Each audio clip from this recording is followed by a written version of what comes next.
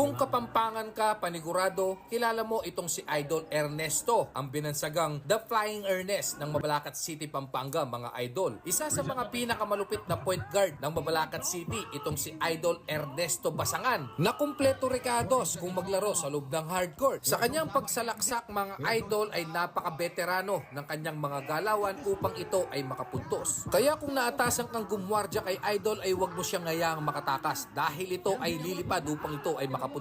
At para naman sa inyong kaalaman, mga idol, na itong si Idol Ernesto Basangan ay isang public servant dahil siya ay kasalukuyang SK chairman sa kanilang lugar sa Mabalacat City. Napakarami ng mga karanasan nitong si Idol sa paglalaro ng basketball dahil napakarami na niyang napasukang liga, maliit man ito o malaki, mga idol. At kayang-kayang dalhin ni Idol ang isang buong team upang ito ay makasungkit ng kampyonato. Dahil dyan ay ang daming awards na rin ang natanggap nitong si Idol, kabilang na ang Finals MVP, Season MVP, Mythical 5 at marami pang iba. Sa pag-agaw ng bola ay mabilis niya itong ibinaba upang may pasa sa teammate, ngunit hindi na ipasok at biglang lumipad The power of Slam! The Flying Ernest!